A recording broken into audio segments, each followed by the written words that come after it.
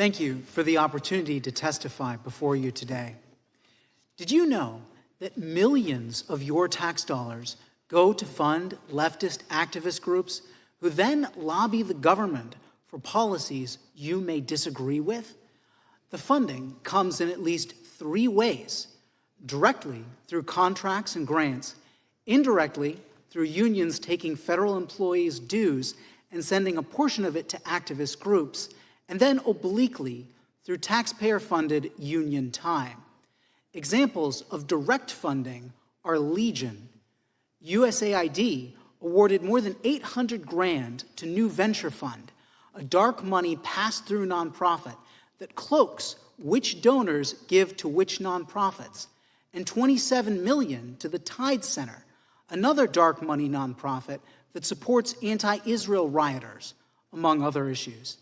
An arm of the Open Society Foundations, the funding organ set up by Hungarian-American billionaire George Soros and now run by his son Alex, received so much money from USAID that it found it worthwhile to sue the agency to bypass guardrails on funding.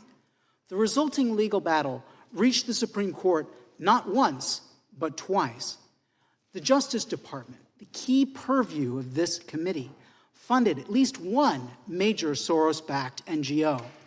George Soros supports rogue prosecutors who lower the penalties for crime. Not surprisingly, many of the cities with the highest murder rates have prosecutors backed by Soros.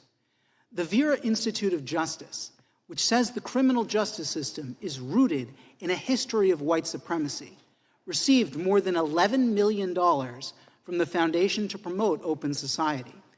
The Biden DOJ also paid Vera $73 million in contracts, mostly for providing legal services to immigrant children.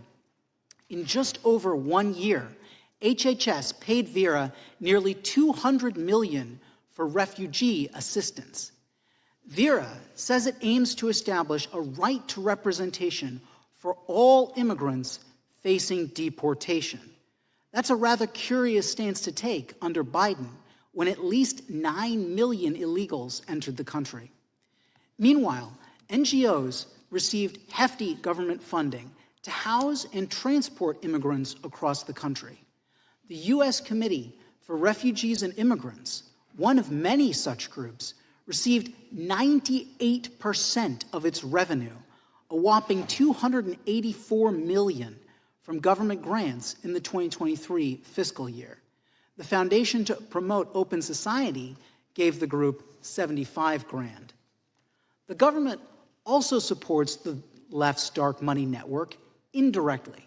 Federal employees in a union give part of their taxpayer-funded paychecks to the union, ostensibly for representation in bargaining, for perks like working from home.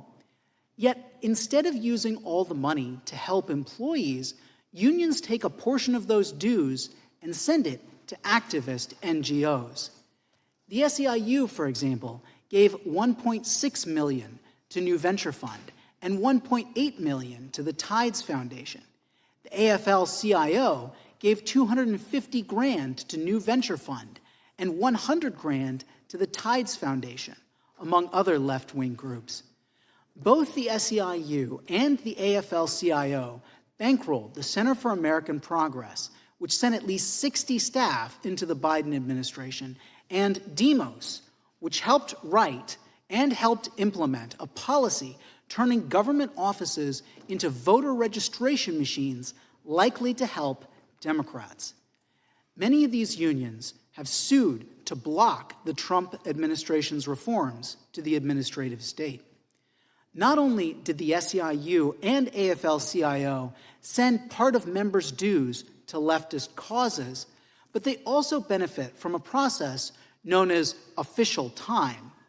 Federal employees can bill the taxpayer for time they spend not doing their jobs, but doing work for the union.